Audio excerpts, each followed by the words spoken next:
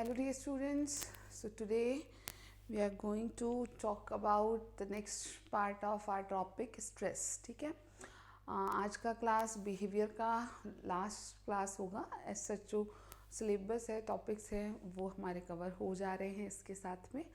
And I hope कि आप लोगों को चीज़ें समझ आई होंगी. ठीक है, if there are any doubts, so like after some days we will take a doubt class also, doubt solving class also. Okay, so today we need to talk about GAS, that is general adaptation syndrome. So it is a syndrome connected to stress. ठीक है, और इसके बारे में बताया किसने था? So Hans Selye told about general adaptation syndrome. Stress के जो प्रोसेस है वो किस तरीके से आगे बढ़ती है, इसके बारे में हैंस सेले ने बताया था गैस के फॉर्म में. नाउ है क्या ये गैस, तो थोड़ा सा इसको समझ लेते हैं. सो it is general adaptation syndrome describes the Okay, I process found this body on the goes web through for when now, person so is it is. exposed to Check it any out. kind of stress.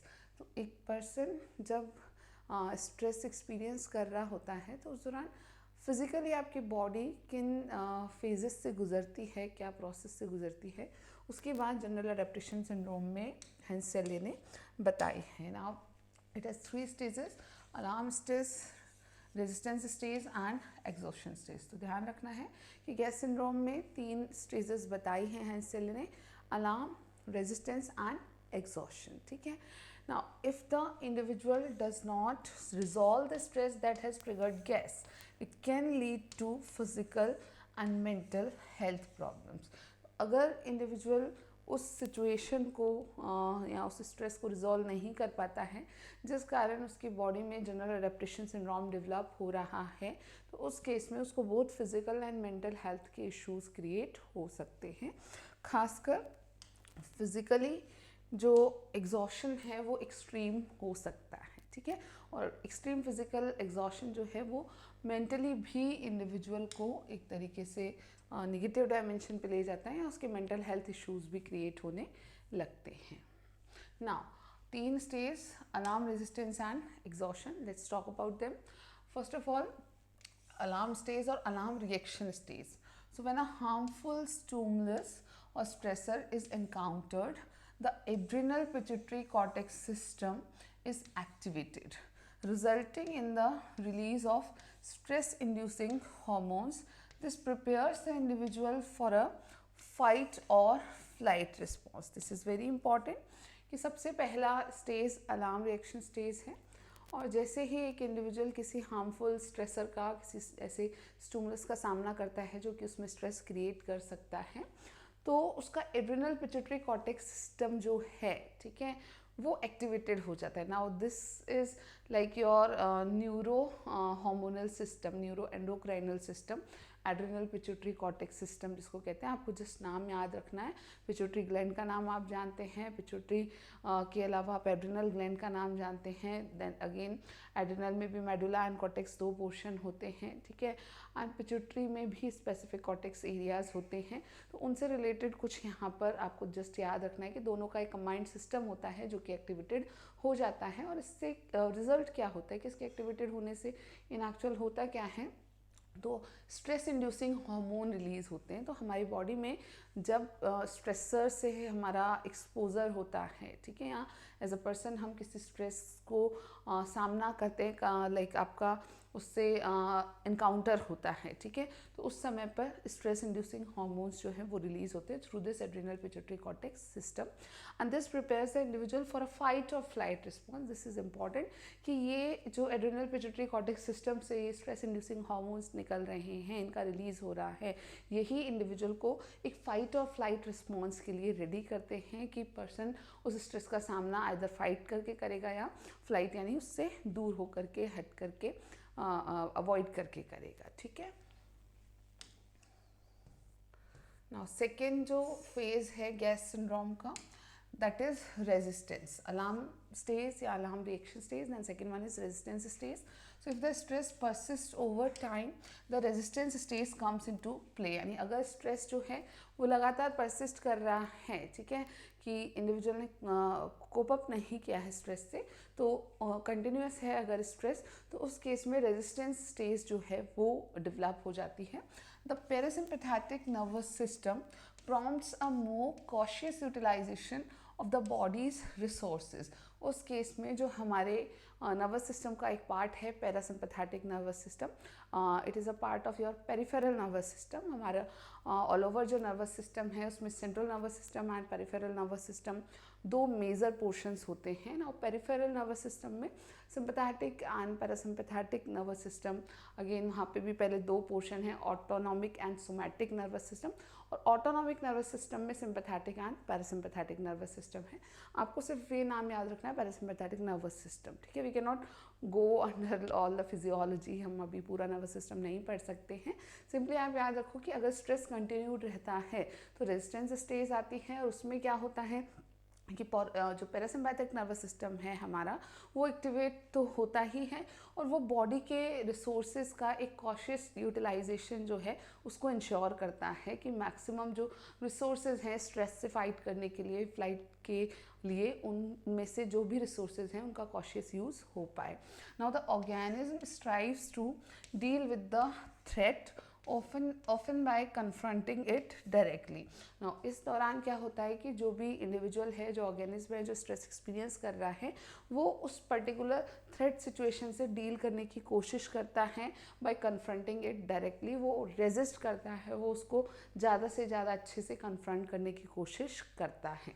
ना third stage जो है that is exhaustion stage. Exhaustion stage कब आएगी? जब stress जो situation है वो और लॉन्गर ड्यूरेशन तक मौजूद है, उसका एक्सपोजर और लंबे समय तक चल रहा है, अलार्म हो गया, रिएक्शन भी हो गया, ठीक है ना, रेजिस्टेंस भी हो गया, लेकिन उसके बाद भी स्ट्रेसर रिमूव नहीं हुआ है, स्ट्रेस से इंडिविजुअल कोप अप नहीं कर पाया. So prolong exposure to the same stressor or the addition of further stressors depletes the body's resources leading to the third stage exhaustion. Now simply exhaustion का मतलब क्या है कि बॉडी के जितने रिसोर्सेज हैं स्ट्रेस का सामना करने के लिए वो ख़त्म हो गए हैं, ठीक है, वो डिप्लीशन पर आ गए हैं. तो अगर प्रोलॉन्ग्ड एक्सपोजर रहा है, आप लंबे समय तक सामना कर रहे हैं उसी स्ट्रेसर का, या फिर कोई नए स्ट्रेसर एडअप हो जाते हैं उस स्ट्रेसर के साथ में ही, तो उस केस में बॉडी के जो रिसोर्सेज हैं जो स्ट्रेस सिचुएशन से फाइट करने के लिए अवेलेबल थे, it is sort of like जैसे हमारी इम्यूनिटी होती है ना, ठीक है, ऐसे ही हमारी बॉडी के जो स्ट्रेसर्स हम जिनका सामना करते हैं उनसे फाइट करने के लिए भी हमारी बॉडी के रिसोर्सेज वर्क कर रहे होते हैं. तो अगर स्ट्रेसर रिमूव नहीं हुए हैं या स्ट्रेस से कोप अप नहीं हुआ है तो बॉडी के रिसोर्सेज धीरे धीरे डिप्लीट हो जाते हैं और एक कंप्लीट डिप्लीशन का स्टेज आता है जिसको हम एग्जॉशन कहते हैं. The physiological system involve in the alarm reaction and resistance become ineffective. अब हमारे बॉडी के जो फिजियोलॉजिकल सिस्टम है जो कि आपके अलार्म रिएक्शन और रेजिस्टेंस के दौरान वर्क कर रहे थे, आपके हार्मोनल सिस्टम है, आपका नर्वस सिस्टम है, अब वो इनइफेक्टिव होने लगते हैं. Increasing the vulnerability to stress related condition such as high blood pressure. और उसके कारण ही आप और वल्नरेबल हो जाते हैं. किसके लिए? स्ट्रेस रिलेटेड कुछ कंडीशन, जैसे कि एक फिजियोलॉजिकल कंडीशन है कि ब्लड प्रेशर का बहुत ज़्यादा बढ़ जाना, hypertension is a related condition, ठीक है.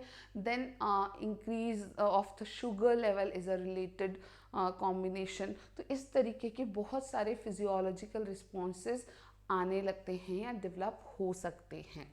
Now this is the stage of exhaustion. Now अगर ये एग्जॉशन का स्टेज लंबे समय तक रहता है, यानी इस एग्जॉशन के आने के बाद भी स्ट्रेसर रिमूव नहीं हुआ है या इंडिविजुअल कोप अप नहीं कर पा रहा है, तो उस केस में क्या होता है? उस केस में अल्टीमेटली जो होगा वो ये है कि इंडिविजुअल जो है उसकी बॉडी जो है वो बहुत सारी अलग अलग तरीके की डिजीज़ से इन्फ्लुएंस हो सकती है. फिजियोलॉजिकली उसमें जैसे एक एग्जांपल अगेन कि डाइजेस्टिव सिस्टम के केस में हम कहें कि वल्नरेबल डाइजेस्टिव सिस्टम है तो इंडिविजुअल में अल्सर्स डेवलप हो सकते हैं। सिमिलर केसेस में और किसी बॉडी सिस्टम में कोई और इलनेस डेवलप हो सकती है। So this is about gas. After that let's talk about sources of stress. ना बहुत सारे सोर्सेज ऑफ स्ट्रेस हो सकते हैं जिनको अगेन अभी हम स्ट्रेसर्स को पढ़ के आए हैं, ठीक है। अब स्ट्रेसर्स कैसे कैसे हो सकते हैं। सो लाइफ इवेंट से रिलेटेड स्ट्रेसर्स हो सकते हैं। किसी इंडिविजुअल की लाइफ में कोई सडन चेंज हो रहा है, कोई सडन डेथ हो जा रहा है, सडन सेपरेशन हो जा रहा है, वो आपके लाइफ इवेंट्स हैं, ठीक है। लाइफ के एपिसोड्स जो आपको स्ट्रेस इंड्यूस करते हैं। नाउ डेली हैजर्ड्स हो सकते हैं, जैसे आपका नॉइज़ है, आपका ट्रैफिक जैम्स हैं या क्यूज़ हैं, ये डेली हैजर्ड्स के अंदर इंक्लूड होते हैं। लाइक दैट हम बात कर सकते हैं किसकी, ट्रॉमेटिक इवेंट्स की। ट्रॉमेटिक इवेंट्स स्पेसिफिक इवेंट्स होते हैं, जैसे खासकर ना जो ट्रॉमा में आपको डाल दें, जैसे कि आपके जो ये होते हैं फ्लड्स हो गए, ठीक है, अर्थक्वेक्स हो गए, ड्रॉट हो गया, सडन आपको अगेन लाइफ इवेंट्स में थोड़ा सा माइल्ड होता है सिचुएशन, जबकि ट्रॉमेटिक इवेंट्स में इतना ज़्यादा सडन और ना हम कहें कि प्रोलॉन्ग्ड एक्सपोजर होता है उस सिचुएशन के प्रति कि इंडिविजुअल ट्रॉमा में ही चला जाता है, ठीक है। कि एक देखो, एक होता है कि धीरे धीरे कोई चीज़ हो रही तो वो एज अ लाइफ इवेंट हमारे से मैं थी, एक सडन हो जा रहा है कि किसी का एक्सीडेंट हो गया, ठीक है, और आप मतलब एवरीथिंग वाज ओके, देखा थे ना कभी कभी मूवीज़ में सब अच्छा है, एवरीथिंग इज़ ओके, सडनली किसी का एक्सीडेंट हो गया ना, उससे रिलेटेड कोई पर्सन है वो ट्रॉमा में है, तो that is a traumatic event और वो स्ट्रेस का सोर्स डेफिनेटली बन जाता है, ठीक है। सो जो भी स्ट्रेसर्स हमारे हैं वो जनरली इन तीनों में से कहीं ना कहीं से क्रिएट होते हैं। इंडिविजुअल के लाइफ इवेंट से रिलेटेड हो सकते हैं, लाइक कोई इंटरव्यू देने जा रहा है तो उसको जो एंजाइटी क्रिएट हो रही है, वो स्ट्रेस इंड्यूस कर रही है, तो वो लाइफ इवेंट रिलेटेड आपका सोर्स हो गया। डेली हैजर्ड्स भी स्ट्रेस जो है उसके सोर्स हो सकते हैं, एंड सिमिलरली ट्रॉमेटिक इवेंट तो स्ट्रेस क्रिएट करते ही हैं। Now let's talk about stress management. See बहुत सिंपल भी है ये टॉपिक और बहुत कॉम्प्लेक्स भी हो सकता है, ठीक है ना। Now you all of you know about it कि हाँ कुछ चीज़ें हमेशा रिस्पॉन्सिबल हैं स्ट्रेस को हैंडल करने के लिए या मैनेज करने के लिए। लाइक हम पढ़ते हैं जगह जगह, आप मैगजीन्स में पढ़ते हैं, आप न्यूज़पेपर्स में पढ़ते हैं कि हाँ हमें हमारे डाइट को बैलेंस रखना चाहिए, हमारी स्लीप प्रॉपर होनी चाहिए, ठीक है। And besides that we need to go for yoga and meditation, कुछ फिजिकल एक्सरसाइज हम करते हैं तो वो भी हेल्पफुल होता है स्ट्रेस को मैनेज करने के लिए। हम प्रॉपर टाइम मैनेजमेंट करते हैं, तो आप इसको इन अ जनरल मैनर भी आसानी से लिख सकते हैं। लेकिन कुछ थोड़े से अगर टर्मिनोलॉजी हम एडप्ट कर देंगे, अगर 5 मार्कर में आ जाता है अबाउट स्ट्रेस मैनेजमेंट, तो कुछ टर्म्स अगर ऐड कर दोगे तो दैट विल बी एडवांटेजियस। ये जनरल वे में तो आप लिख ही सकते हैं। I am not having any doubt कि कोई स्टूडेंट जो एग्ज़ाम को RAS को प्रिपेयर कर रहा है मेंस के लिए, वो कुछ भी ना लिख पाए स्ट्रेस में, ये तो पॉसिबल ही नहीं है, ठीक है। बट ठीक है, थोड़े से टर्मिनोलॉजी बीच बीच में हैं जो आप वहाँ पर एडप्ट कर सकते हैं, इसलिए हम इसको डिस्कस कर रहे हैं। So first thing what you can do, altering bodily reactions and relaxation. Stress से हम जानते हैं कि कुछ बॉडीली रिएक्शंस जो हैं वो अराइज होते हैं, तो हम उन बॉडीली रिएक्शंस को कैसे ऑल्टर कर सकते हैं या फिर रिलैक्सेशन कैसे किया जा सकता है ताकि वो बॉडीली रिएक्शन जो है वो बहुत ज़्यादा लंबे हम कहें कि निगेटिव एस्पेक्ट पर ना जा पाए, ठीक है। तो आप क्या कर सकते हैं बॉडीली रिलैक्सेशन के लिए, so there is a procedure or technique called deep muscle relaxation. Now you simply need to remember this term कि रिलैक्सेशन की बहुत सारी टेक्निक्स होती हैं, उसमें से एक है डीप मसल रिलैक्सेशन, एंड ये हम एक एक्सपर्ट थेरेपिस्ट की हेल्प से सीख पाते हैं सॉरी, उस थेरेपिस्ट की हेल्प से आप सीख सकते हैं जो आपको बॉडी के हर मसल का डीप रिलैक्सेशन सिखाते हैं। Now it is a procedure, एक टेक्निकल प्रोसीजर होती है, आपको सिर्फ नाम याद रखना है कि deep muscle relaxation is very good for altering the bodily reaction and all over body relaxation, ठीक है। Similarly there is a technique called bio feedback. Bio feedback as a therapy use लिया जाता है। बिहेवियरिस्ट या psychologist इसको बहुत use लेते हैं। इसमें होता क्या है कि हमारे जो इंटरनल बॉडीली इंडिकेटर्स हैं, ठीक है, जैसे आपका बीपी है, ब्लड प्रेशर, आपका स्किन सेंसिटिविटी है, आपका ऑल ओवर ब्लड सर्कुलेशन है, ठीक है, इन सब के इंडिकेटर्स होते हैं और वो इंडिविजुअल को एक मशीन के थ्रू वो इंडिकेटर्स शो होते हैं कि whether they are going on a right path, एक नॉर्मल या एवरेज सिचुएशन में हैं या वो उससे फ्लक्चुएट हो रहे हैं ना। जब ये आपको पता चलता है या जो भी पर्सन एक्सपीरियंस कर रहा है स्ट्रेस, तो स्ट्रेस में जब होते हैं तो ये फ्लक्चुएट होते हैं। जब आप सीवियर स्ट्रेस का सामना कर रहे हैं, क्रॉनिक स्ट्रेस का सामना कर रहे हैं, तो आपके ये जो सारे इंडिकेटर्स हैं वो बहुत फ्लक्चुएट करते हैं। जो फिजियोलॉजिकल इंडिकेटर्स हैं वो फ्लक्चुएट करते हैं। Now when a person is having knowledge कि हाँ ये फ्लक्चुएशन है यानी गड़बड़ है ना, I have to keep them back to normal, ठीक है, तो उस केस में बायो फीडबैक के थ्रू हमें एक फीडबैक मिलता जाता है कि हमारे फिजियोलॉजिकल इंडिकेटर्स नॉर्मल हो पा रहे हैं या नहीं हो पा रहे। उसके लिए एक मशीन यूज़ ली जाती है, बायो फीडबैक मशीन ही कहते हैं उसको। उसके थ्रू, उसकी हेल्प से इंडिविजुअल को एक फीडबैक मिलता रहता है कि उसके फिजियोलॉजिकल इंडिकेटर्स जो हैं वो सही से वर्क कर पा रहे हैं या नहीं। Again there are some cognitive strategies also, like there is systematic desensitization। specifically अगर स्ट्रेस के कारण फोबिया डेवलप हो गया है किसी में, ठीक है, तो ये systematic desensitization is a very nice technique for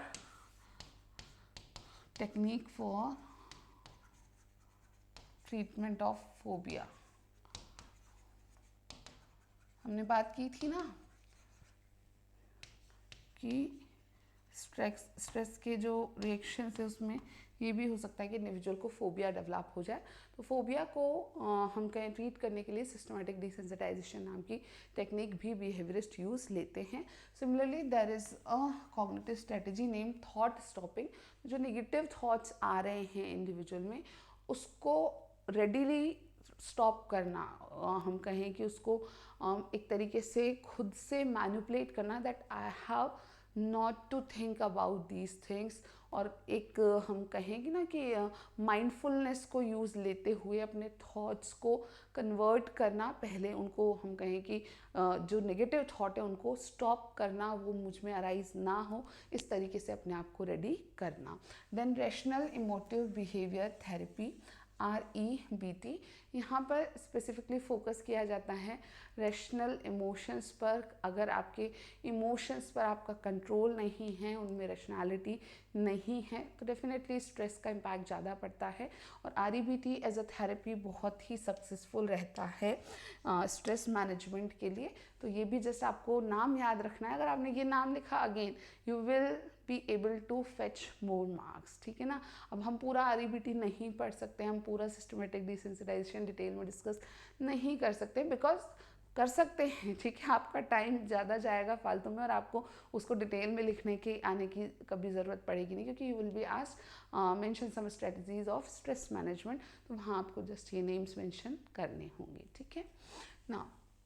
after that what else we can do, enhancing supportiveness of the environment। again that is very important कि हमारा जो environment है वहाँ से हमें कितना सपोर्ट मिल रहा है, कितना सोशल सपोर्ट मिल रहा है, या जो इंडिविजुअल स्ट्रेस एक्सपीरियंस कर रहा है उसे कितना सपोर्ट अवेलेबल है, वो डेफिनेटली इन्फ्लुएंस करता है स्ट्रेस से हमारी कोपिंग को या स्ट्रेस मैनेजमेंट को। तो जो भी पर्सन स्ट्रेस एक्सपीरियंस कर रहा है, अगर उसकी सपोर्टिवनेस इन्हांस हो जाती है थ्रू द सोशल इन्वायरमेंट, तो डेफिनेटली वो स्ट्रेस को ईजिली मैनेज कर पाता है।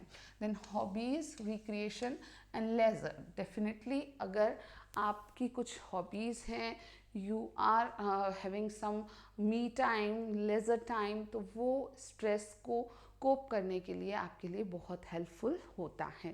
Similarly time management. अब टाइम मैनेजमेंट में बात करें तो it include some techniques which are efficiency in doing things. आप जो भी काम करें वो मैक्सिमम एफिशिएंसी से करेंगे तो डेफिनेटली आप टाइम मैनेज कर पाते हैं। प्रॉपर प्लानिंग एंड प्रायोरिटाइजिंग, बिल्कुल हम प्रॉपर प्लान के साथ काम करें और चीज़ों को पहले से ही प्रायोरिटाइज कर ले, सो दैट इज़ अ की फॉर टाइम मैनेजमेंट, ठीक है। तो आप एफिशिएंसी के साथ काम करें, आप प्रॉपर प्लानिंग के साथ काम करें, एज वेल एज आप प्रायोरिटीज़ को डिसाइड करके काम करें, तो वो आपके टाइम मैनेजमेंट को इफ़ेक्टिव बना पाते हैं। देन कम्स योगा एंड ध्यान और मेडिटेशन। हम पहले ही बात कर चुके हैं और आप लोग योगा अलग से पढ़ भी रहे हैं, ठीक है।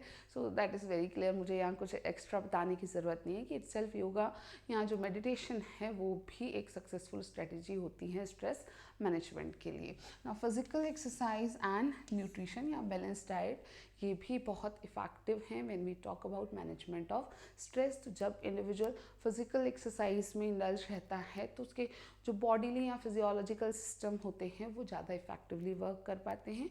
एज वेल एज हम बैलेंस्ड डाइट की बात करें या न्यूट्रिशियस आपके फूड की बात करते हैं, वो भी आपकी बॉडीली फंक्शनिंग को इफेक्टिव बनाए रखता है, जो कि स्ट्रेस से फाइट करने के लिए बहुत हेल्पफुल होता है। Now besides stress management, we need to talk few things about stress coping और coping with the stress, ठीक है। जब हम स्ट्रेस का सामना कर रहे हैं, स्ट्रेस आपके पास लंबे समय से स्ट्रेस बना हुआ है, तो आप कोप अप कैसे करेंगे, ठीक है। So coping is a responsive approach to stress that is adapted to specific situation.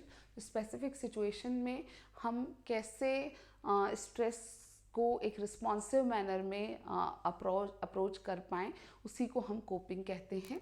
It comprises a range of practical responses aimed at resolving issues and elevating stress. तो सिंपली इसके अंदर practical responses involve होते हैं, जिसमें हम क्या करते हैं कि इश्यूज़ को रिजॉल्व करते हैं ताकि स्ट्रेस से हम मुक्त हो पाए, स्ट्रेस एलिवेट हो पाए। Now, according to Endler and Parker, there are 3 primary coping strategies. तो Endler and Parker ने 3 coping strategies की बात की। You can be asked to mention different coping strategies or individually what is task oriented strategy, what is emotion oriented strategy, what is avoidance oriented strategy। 2 marker में ये भी पूछा जा सकता है। तो ये 3 है, task oriented, emotion oriented and avoidance oriented strategies. Let's talk about them. So Endler and Parker ने सबसे पहले एक 3 स्ट्रेटजीज में से एक बताई, task oriented strategy. Now this strategy revolves around acquiring information related to the stressful situation and exploring alternative courses of action and their potential outcomes. Now simply याद रखना है कि टास्क ओरिएंटेड स्ट्रेटजी क्या है। तो इसके अंदर इंडिविजुअल एज अ टास्क इस काम को लेता है, तो ऐसी इंफॉर्मेशन जो कि स्ट्रेसफुल सिचुएशन से रिलेटेड है उसको वो फाइंड आउट करता है, और साथ ही साथ क्या क्या alternative course of action available हैं उनको भी एक्सप्लोर करता है कि मेरे पास रिजॉल्व करने के लिए क्या क्या ऑप्शंस अवेलेबल है, और फिर किस एक्शन का क्या पोटेंशियल आउटकम हो सकता है कि मैं ऐसा करूँगा तो क्या रिजल्ट होगा, ऐसा करूँगा तो क्या रिजल्ट होगा। जो भी 3, 4, 5 ऑप्शंस उसके पास अवेलेबल है उन सबको वो एक्सप्लोर करता है। It also entails setting priorities and taking direct action to address the stress inducing situation। तो यहाँ पर क्या इन्वॉल्व है कि प्रायोरिटीज़ को सेट करना, अपनी प्रायोरिटीज़ को फिक्स कर लेना, और साथ में ही डायरेक्ट एक्शन लेना ताकि जो स्ट्रेस इंड्यूसिंग सिचुएशन है उसको वो डायरेक्टली कोप अप कर पाए। तो एज अ टास्क आप स्ट्रेस की कोपिंग को यहाँ लेते हैं और स्टेप बाय स्टेप वर्क करते हैं। Then there is emotion oriented strategy. In this strategy, efforts are made to sustain hope and manage one's emotional state. It can also involve expressing feelings of anger and frustration or coming to terms with the notion that certain circumstances may be beyond one's control. Now see, ये directly emotion पर targeted strategy होती है, emotion oriented strategy. यहाँ पर efforts किए जाते हैं to sustain hope, ठीक है, एक पॉजिटिव इमोशनल स्टेट क्रिएट की जाती है ताकि पर्सन अपनी इमोशनल स्टेट को अच्छे से को हम कहें मैनेज कर सके, कंट्रोल कर सके ना। इसमें ये भी इन्वॉल्व हो सकता है कि इंडिविजुअल जो है वो अपने एंगर और फ्रस्ट्रेशन को प्रॉपर वे में एक्सप्रेस करे, ठीक है। Similarly coming to terms with the notion that certain circumstance में बी बियॉन्ड वंस कंट्रोल, यहाँ तक कि इंडिविजुअल ये भी रियलाइज़ कर सकता है कि कुछ चीज़ें या कुछ सर्कमस्टेंसेस जो हैं वो मेरे कंट्रोल में बिल्कुल भी नहीं हैं, वो मैं उनको डायरेक्टली इन्फ्लुएंस नहीं कर सकता, तो मुझे मेरे इमोशंस को कंट्रोल करना होगा, मुझे पॉजिटिव इमोशंस को डेवलप करना होगा और नेगेटिव इमोशंस जो हैं उनका आउटलेट एक प्रॉपर मैनर में करना होगा। So that is emotion focus strategy.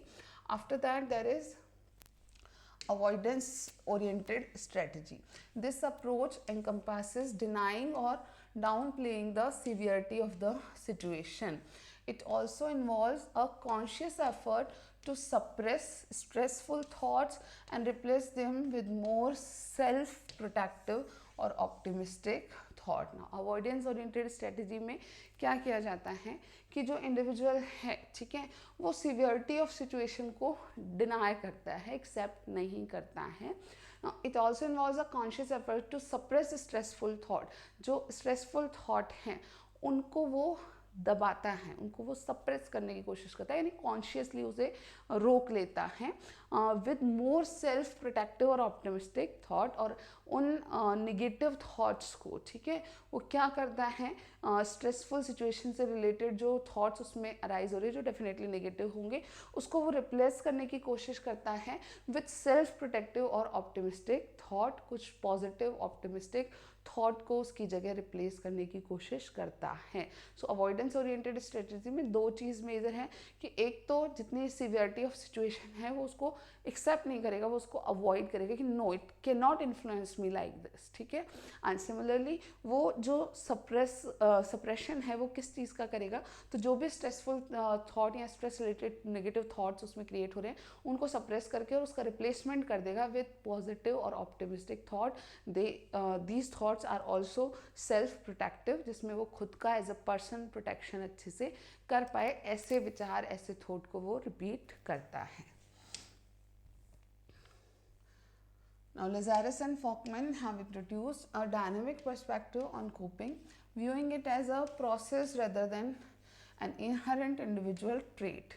They categorize coping response into two main types: problem focused and emotion focused. Lazarus and Folkman ने भी वर्क किया है कोपिंग स्ट्रैटेजीज पर और इन्होंने एक डायनामिक पर्सपेक्टिव दिया है कोपिंग का, और ये कंसीडर करते हैं कि ये एक प्रोसेस है, कोपिंग इज़ अ प्रोसेस। ये किसी पर्सन का इनहेरेंट ट्रेट नहीं है कि कोई पर्सन जो है वो सिर्फ एक ही प्रकार की कोपिंग कर सकता है, उसको as a trait coping style मिला है। इस चीज़ को ये इन्होंने एक्सेप्ट नहीं किया, rather they have accepted it as a process कि that coping is a process. और दो प्रकार की कोपिंग बताई है, problem focused coping and emotion focused coping. So what is problem focused coping?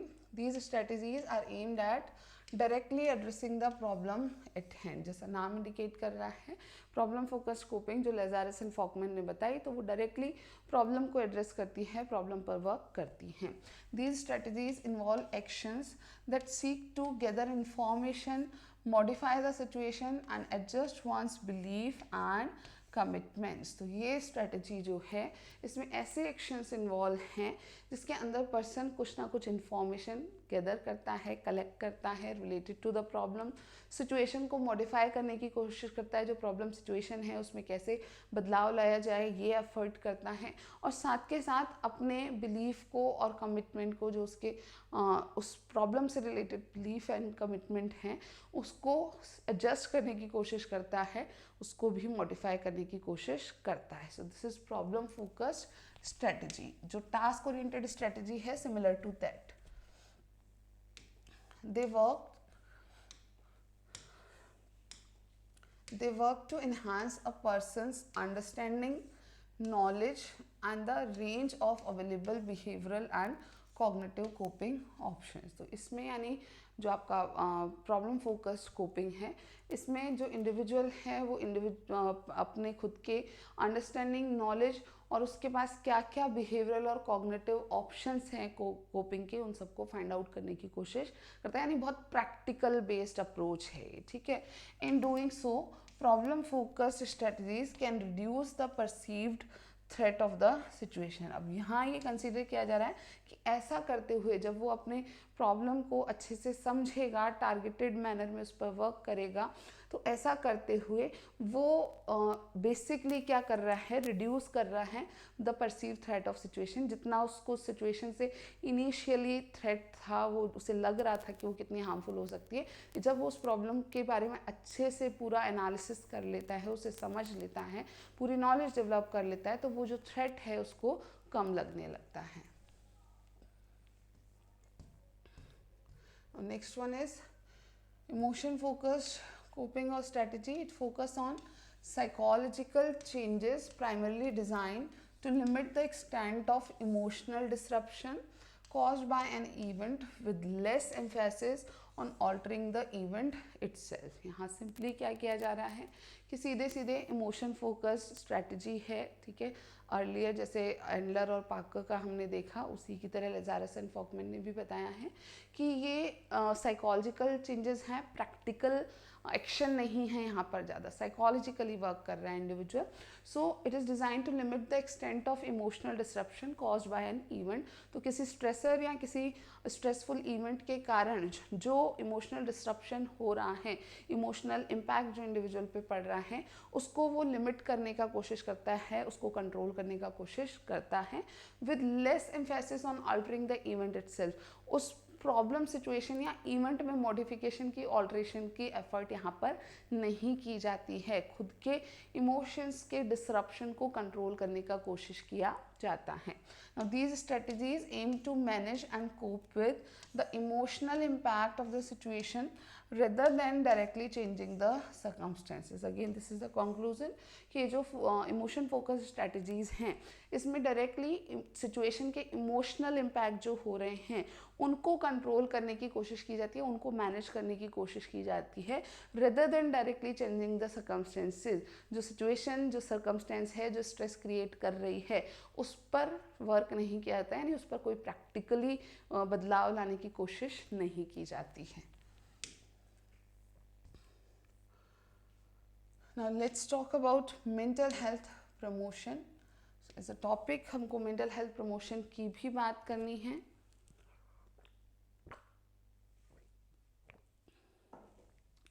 So होता क्या है mental health promotion? It seeks to foster and enhance protective factors and positive behaviors with the aim of preventing the emergence of diagnosable mental disorders and diminishing risk factors that may contribute to the development of such disorders. Mental health promotion का मतलब ये है कि कुछ ऐसे promotive या protective factors और positive behaviour को डेवलप कर पाना, जिसका एम क्या है, ठीक है, एम है कि कोई डायग्नोजेबल मेंटल डिसऑर्डर्स ना डेवलप हो पाए, ठीक है। जब हम मेंटल हेल्थ को प्रमोट करते हैं तो मेजर एम है कि जो भी पॉपुलेशन है या जो इंडिविजुअल है उसमें कोई मेंटल डिसऑर्डर्स डेवलप ना हो पाए, और साथ के साथ ही ऐसे रिस्क फैक्टर्स को कम करना, उनको कंट्रोल करना जो कि ऐसे कोई डिसऑर्डर्स को डेवलप कर सकते हैं। There are some associated risk factor which are responsible for developing some mental disorders. तो ऐसे मेंटल डिसऑर्डर्स ना डेवलप हो, इनफैक्ट इनसे रिलेटेड जो रिस्क फैक्टर्स होते हैं उनको भी ज़्यादा से ज़्यादा कंट्रोल करने की कोशिश की जाती है। तो ऐसे सभी मेजर्स जो ये काम करते हैं, they are mental health promotion measures.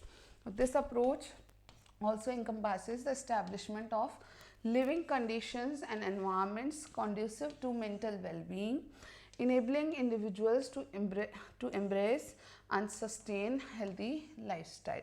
तो सिंपली इस अप्रोच में और क्या शामिल है?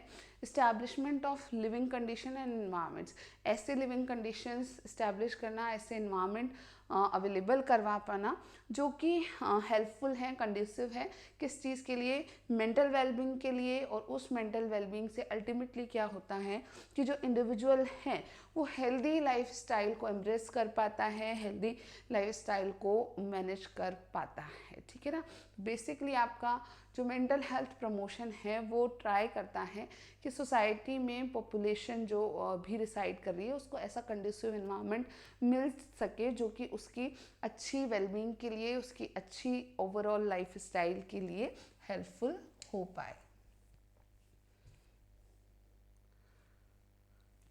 Specific ways in which mental health can be promoted include. Now ये तो था थोरेटिकल पार्ट, अब पर्टिकुलरली हम बात करेंगे स्पेसिफिकली ऐसा क्या क्या किया जा सकता है जिससे कि मेंटल हेल्थ का प्रमोशन हो सके या कोई भी डायग्नोजेबल मेंटल डिसऑर्डर्स ना डेवलप हो हमारी सोसाइटी में, उसके क्या एफर्ट्स हो सकते हैं। First one is early childhood interventions.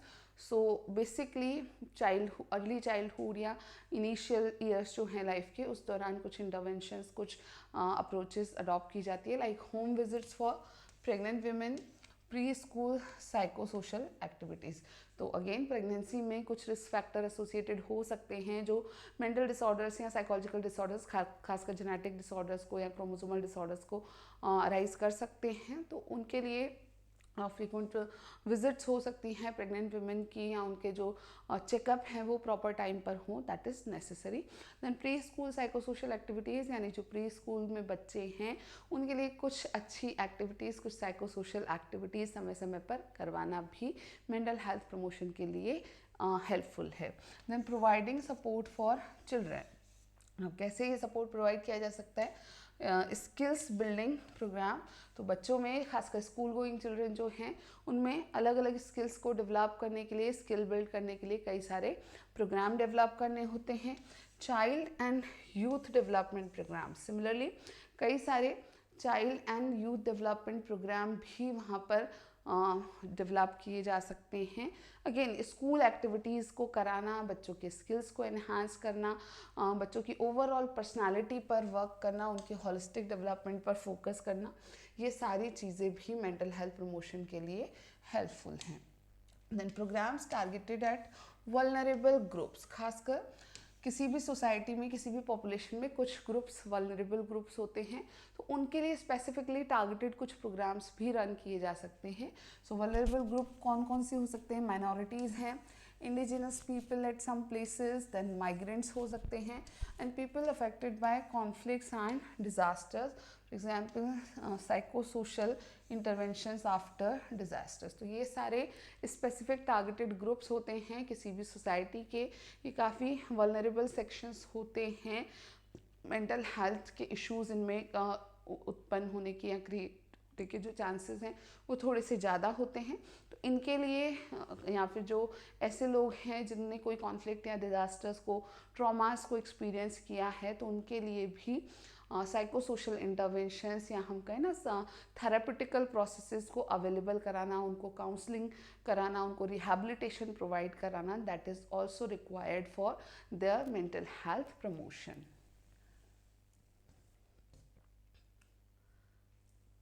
Then incorporating mental health promotional activities in schools, again particularly schools में कुछ mental health promotional activities को incorporate किया जाता है, से program supporting ecological changes in schools and child friendly schools। तो ऐसे कुछ program जो स्कूल्स में मेजर इकोलॉजिकल चेंजेस को डेवलप कर पाएँ कि ऑल ओवर जो टीचर स्टूडेंट रिलेशनशिप है, जो फंक्शनिंग है स्कूल की, वो एक ज़्यादा फ्रेंडली हो, ज़्यादा हम कहें चाइल्ड सेंटर्ड हो। ठीक है, सिमिलरली चाइल्ड फ्रेंडली या चाइल्ड सेंटर्ड जो एजुकेशन है उसको अडॉप्ट करना भी मेंटल हेल्थ प्रमोशन के लिए बहुत हेल्पफुल है।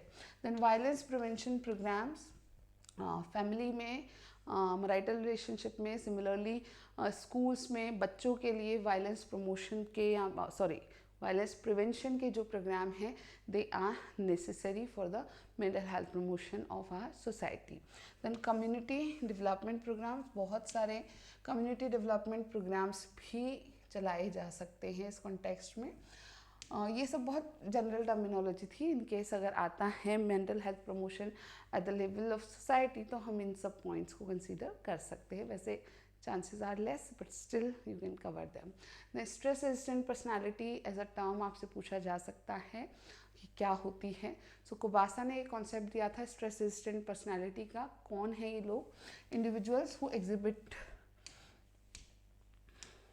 who exhibit elevated levels of stress yet experience minimal illness possess 3 key attributes that constitute the personality trait of hardiness.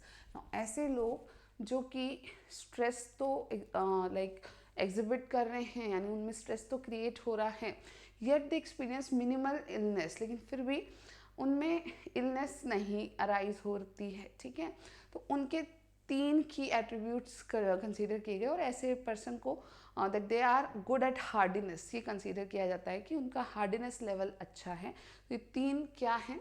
These traits are often summarise as the 3 C's, commitment, control and challenge. ये 3 C क्या हैं जो कि hardness से related हैं या stress resistant personality से related हैं? तो they are commitment, control and challenge. Now hardness को हम डिफाइन करें, so it is essentially a system of beliefs regarding one self, the world and their interactions. तो हार्डनेस क्या है कि एक सिस्टम ऑफ बिलीफ है किस किस के बारे में, रिगार्डिंग वन सेल्फ, अपने आप के बारे में, अपनी दुनिया के बारे में और अपने जो इंटरेक्शंस हैं उस दुनिया में, एक पर्सन के जो ऑल ओवर इंटरेक्शंस हैं उन सब के बारे में एक एसेंशियल बिलीफ है about I am able to cope up everything. इस तरीके का जो बिलीफ है वो ही हार्डनेस को इंडिकेट करता है। ये जो स्ट्रेस रेजिस्टेंट पर्सनालिटी है इनके 3 ट्रेट हैं।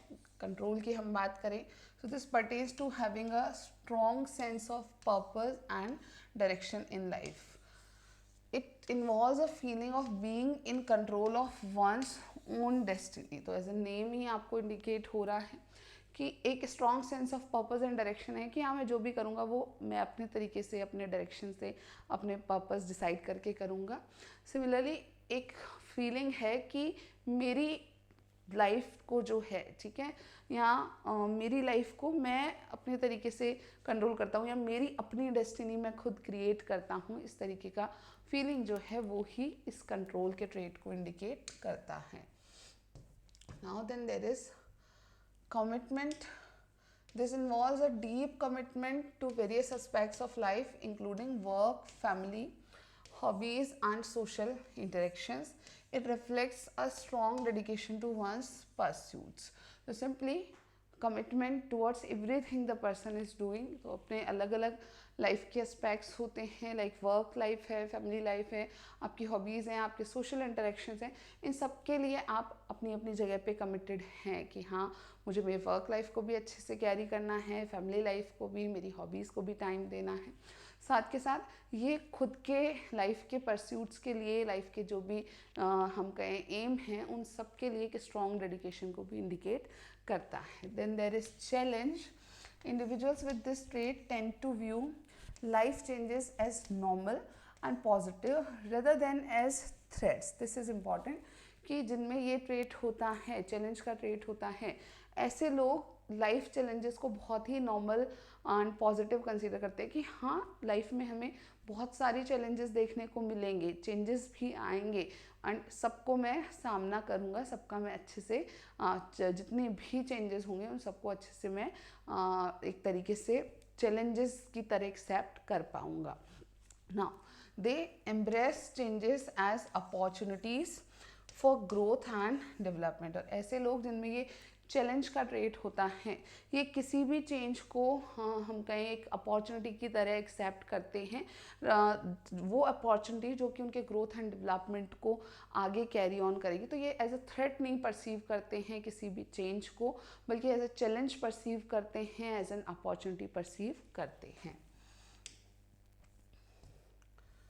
Now let's talk few things about life skills. Life skills भी आपके यहाँ पर कंसर्न्ड टॉपिक के रूप में ध्यान रखना है, because life skills are helpful in managing the stress level. Life skills are helpful for your own mental health promotion, ठीक है। Life skill encompass a range of competencies that enable individuals to engage in adaptive and constructive behavior. तो क्या है, तो बहुत सारी ऐसी आपकी एबिलिटीज़, ऐसी कॉम्पिटेंसीज जो किसी भी इंडिविजुअल को, किसी भी पर्सन को अडेप्टिव और कंस्ट्रक्टिव बिहेवियर में इंगेज कराती है, जिनके कारण आप इजीली अडेप्ट हो पाते हैं और बहुत सारे कंस्ट्रक्टिव बिहेवियर, पॉजिटिव मैनर में किए जाने वाले बिहेवियर्स कर पाते हैं। Facilitating the effective navigation of the everyday demands and challenges of life. और इसके कारण क्या होगा, जब आप अडेप्टिव और कंस्ट्रक्टिव बिहेवियर करते हैं तो आपके जो एवरीडे डिमांड्स हैं, चैलेंजेस हैं लाइफ के, ठीक है, को आप इफ़ेक्टिवली नेविगेट कर पाते हैं, यानी उनको अच्छे से एक्सप्लोर कर पाते हैं, उनका अच्छे से सामना कर पाते हैं। Importantly these life skills are not fixed but can be acquired and enhanced over time. ये लाइफ स्किल किसी भी इंडिविजुअल को फिक्स्ड नहीं मिले हैं, ये लाइफ स्किल हम अक्वायर कर सकते हैं और इनका एनहांसमेंट भी पॉसिबल होता है। So examples of life skill that aid in meeting life challenges include, अब ऐसे कुछ लाइफ स्किल्स हमें नाम याद रखने क्या क्या हैं, ठीक है, और ये सारे स्ट्रेस मैनेजमेंट के लिए भी हेल्पफुल होते हैं। तो एक है assertiveness, the ability to express one's needs and opinions confidently while respecting the rights and viewpoints of others। Assertiveness क्या है कि हम अपने खुद की नीड्स को, अपने ओपिनियंस को एक कॉन्फिडेंट मैनर में कहीं पर किसी के सामने अच्छे से एक्सप्रेस कर पाएँ और उसी दौरान हम दूसरों के जो व्यू पॉइंट हैं या उनके जो राइट्स हैं उनकी भी रिस्पेक्ट करें। ये नहीं कि आप अपनी नीड्स को, अपने ओपिनियंस को इस तरीके से प्रेजेंट करें कि आप दूसरे के राइट्स को बिल्कुल भी इम्पोर्टेंस ना दें या दूसरे की जो ऑल ओवर जो भी व्यू पॉइंट्स हैं उनको बिल्कुल डिस्कार्ड कर दें। तो उनके यानी दूसरों के व्यू पॉइंट्स को, उनके राइट्स को कंसीडर करते हुए आप अपने खुद के जो भी नीड्स हैं, जो भी ओपिनियंस हैं, उनको कॉन्फिडेंटली, स्ट्रांगली प्रेजेंट कर पाएँ। That is your assertiveness. Then comes time management, so efficiently allocating and utilising time to achieve personal and professional goals. खासकर हमारी पर्सनल और प्रोफेशनल लाइफ्स के बारे में हम टाइम मैनेजमेंट की बात करते हैं तो एफिशिएंटली हम हमारे सारे टाइम का एक अलोकेशन करते हैं ताकि हम हमारे पर्सनल गोल्स को भी अचीव कर पाएँ, उनको भी अच्छे से गेन कर पाएँ, एज वेल एज जो हमारे प्रोफेशनल गोल्स हैं उनको भी अचीव कर पाएँ। Then comes rational thinking, so employing logical and balanced thinking to address and solve problems। तो लाइफ के जो अलग अलग प्रॉब्लम्स का हम सामना करते हैं उनको एड्रेस करने के लिए, उनको सॉल्व करने के लिए एक लॉजिकल मैनर में, एक बैलेंस्ड मैनर में, एक रैशनल मैनर में सोच पाना, स्टेप बाय स्टेप मैनर में प्रॉब्लम्स तक हम कहें कि उनके सॉल्यूशन तक वर्क कर पाना, that involves your rational thinking। Then comes improving relationships, so developing and maintaining healthy fulfilling connections with others। तो हमारे दूसरों के साथ जो कनेक्शन है वो हेल्दी हो, वो फुलफिलिंग हो, तो इस तरीके के कनेक्शंस को डेवलप कर पाना, इन्हें मेंटेन कर पाना ही हमारी रिलेशनशिप की इम्प्रूवमेंट या रिलेशनशिप की एक हैंडलिंग को प्रेजेंट करता है। Then comes self-care, prioritizing one's physical, emotional and mental well-being through self-care practices। Again self-care practices आपकी बहुत सारी हो सकती हैं, तो आपकी फिजिकल, इमोशनल और मेंटल वेलबींग को अच्छे से प्रायोरिटाइज करना एज अ पर्सन, आप खुद की फिजिकल, इमोशनल और मेंटल वेलबींग को प्रायोरिटाइज कर पाएँ, किसके थ्रू? बहुत सारे सेल्फ केयर प्रैक्टिसेस के थ्रू। Then overcoming unhelpful habits, addressing and changing counterproductive habits such as perfectionism and procrastination among others। तो आपकी अगर कोई भी अनहेल्पफुल हैबिट्स हैं तो उनको चेंज करना, उनमें हम कहें कि बदलाव लेके आना, उनको मॉडिफाई करना। अब ये हैबिट्स कैसी कैसी हो सकती है? जैसे किसी की परफेक्शनिज्म की हैबिट है, परफेक्शनिज्म जो लोग डिमांड रखते हैं वो कभी भी फुलफिल नहीं हो सकती इन प्रैक्टिस, ठीक है, तो वो भी एक काउंटर प्रोडक्टिव हैबिट है जो आपकी प्रोडक्टिविटी को वास्तव में कम कर देती है, आपके ऑल ओवर एफिशिएंसी को कमजोरी में बदल देती हैं। सिमिलरली प्रोक्रेस्टिनेशन, किसी भी काम को टालते जाना, टालते जाना, टालते जाना, कल पर डालते जाना, that is also a kind of unhelpful habit. तो ऐसी हैबिट्स में बदलाव करना, इनको ओवरकम करना भी एक लाइफ स्किल है। Then similarly if we talk about development of positive health, तो all over positive health की हम बात करें तो उसमें क्या include है? So let's talk about what is health। So health is more than just the absence of illness, it encompasses a state of complete well-being across physical, mental, social and spiritual dimension. Now this is very important कि जब हम health terms को सुनते हैं, बोलते हैं, तो हम सोचते हैं कि someone who is not having any illness is healthy, ठीक है, but it is not so. It is more than the absence of illness. सिर्फ बीमारी ना होना ही आपकी हेल्थ को इंडिकेट नहीं करता है. It is something more than that. Now what is that? So इसमें एक स्टेट ऑफ कंप्लीट वेलबींग शामिल होता है. कंप्लीट वेलबींग कैसे है? When you are in a physically wellbeing state, mental wellbeing state, social wellbeing state and a spiritual wellbeing state. ये अलग अलग डायमेंशंस है हेल्थ के, physical, mental, social and spiritual. इन सबकी वेलबींग मिला करके आपकी हेल्थ को इंडिकेट करती है. Now, positive health is characterized by the presence of various constructs that contribute to an overall sense of wellness. ये जो positive health है वो क्या चीज़ से इंडिकेट होती है?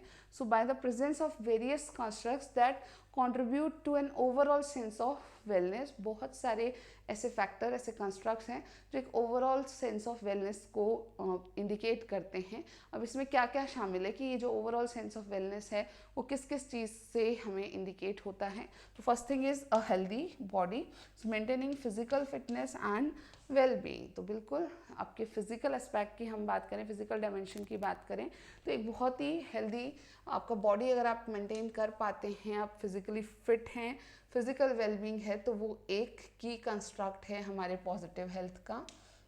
Then high quality personal relationships, again ये रिपीटेड आएगा, हाई क्वालिटी और good relationships. Nurturing meaningful and supportive connections with others. तो दूसरों के साथ हमारे रिलेशनशिप्स, हमारे कनेक्शंस मीनिंगफुल हैं, पॉजिटिव हैं, सपोर्टिव हैं. That is also a key indicator of positive health. Then a sense of purpose in life, finding meaning and direction in one's life. तो एज अ पर्सन आपका life में purpose जो है, जो meaning है, उसको आप जानते हैं, उसको आप फाइंड आउट कर चुके हैं, तो वो आपकी पॉजिटिव हेल्थ का एक इंडिकेटर है. Then self regard, possessing a positive self image and self esteem. तो एज अ पर्सन हमारा जो सेल्फ रिगार्ड है that is also a characteristic of your positive health. तो आपको ध्यान रखना है कि आपकी एज अ पर्सन अगर पॉजिटिव सेल्फ इमेज है, आपका सेल्फ एस्टीम हाई है, अप्रोप्रिएट है, तो वो भी एक इंडिकेटर है आपके पॉजिटिव हेल्थ का या आपके ओवरऑल वेलबींग का. Then comes mastery of life's tasks, the ability to effectively manage life's challenges and responsibilities. So as a person, हम सबकी लाइफ में बहुत सारे challenges आते हैं, बहुत सारी responsibilities हम पर होती हैं, तो हम कितना efficiently उन सबको manage कर पाते हैं, कितना effectively work कर पाते हैं, वो भी हमारे लाइफ का एक पर्टिकुलर हम कहें कैरेक्टरिस्टिक है जो हमारे ओवरऑल वेलबींग को इंडिकेट करता है. Then resilience to stress, trauma and change, the capacity to adapt and bounce back from adversity. तो बेसिकली किसी भी स्ट्रेसफुल सिचुएशन से, किसी ट्रॉमेटिक सिचुएशन से या किसी चेंज से जो कि बहुत लार्ज चेंज हो सकता है, उससे बाहर निकल के आना, उससे बाउंस बैक कर पाना, या कोई भी एडवर्स या नेगेटिव सिचुएशन से बाउंस बैक कर पाना, वापस पॉजिटिव पाथ पे आना, वापस अपनी लाइफ को नॉर्मलाइज करना, that is also a characteristic of your complete wellbeing. Some factors that serve as stress buffers and promote the development of positive health encompass. तो कुछ ऐसे जनरल फैक्टर हैं जो कि स्ट्रेस बफर की तरह वर्क करते हैं और साथ ही साथ जो पॉजिटिव हेल्थ को प्रमोट करते हैं, उसके डेवलपमेंट को प्रमोट करते हैं. So your diet, your exercise, again repeatedly आएंगी ये चीज़ें. तो आपका बैलेंस डाइट है, अगर आप फिजिकल एक्सरसाइज करते हैं, योगा मेडिटेशन करते हैं, एक पॉजिटिव एटीट्यूड रखते हैं, ऑप्टिमिस्टिक थिंकिंग को आप बनाए रखते हैं नेगेटिव सिचुएशंस में भी, cultivating a robust network of social support, या जो आपके रिलेशनशिप्स हैं उनको आप अच्छा मेंटेन कर पाते हैं, आप एक अच्छा सोशल सपोर्ट गेन कर पाते हैं अपने इन्वायरमेंट में से. So that is something which work as stress buffer, और साथ ही साथ ये सब आपके पॉजिटिव हेल्थ को डेवलप करते हैं. नाउ सी, इसमें से डायरेक्टली क्वेश्चन ऐसा का ऐसा आए कि स्ट्रेस बफर्स क्या है, वो नेसेसरी नहीं है, आप इसको स्ट्रेस मैनेजमेंट में इंक्लूड करोगे डेफिनेटली, ठीक है. तो this is like very simple portion, बहुत ज़्यादा टिपिकल नहीं है। आप इसमें से कीवर्ड उठाएं, ज़्यादा से ज़्यादा कीवर्ड वहाँ पर डालने की कोशिश करें। एक क्वेश्चन स्ट्रेस से पक्का आता है। स्ट्रेस या आपका पॉजिटिव हेल्थ, मेंटल हेल्थ, ये जो टर्मिनोलॉजी है, यहाँ से 100% आपका एक क्वेश्चन आना ही है, ठीक है। 2 मार्कर में आएगा या 5 मार्कर में आएगा। अभी तक 5 मार्कर में आया है, दैट इज़ इम्पॉर्टेंट। अगेन एक वो जनरल क्वेश्चन देना प्रेफर करते हैं तो 5 मार्कर में अब भी दे सकते हैं। तो today we have completed the syllabus and that is all for today. So if you are having any queries तो वो हम later on discuss कर सकते हैं। आज के लिए इतना ही। Thank you for watching. Bye bye.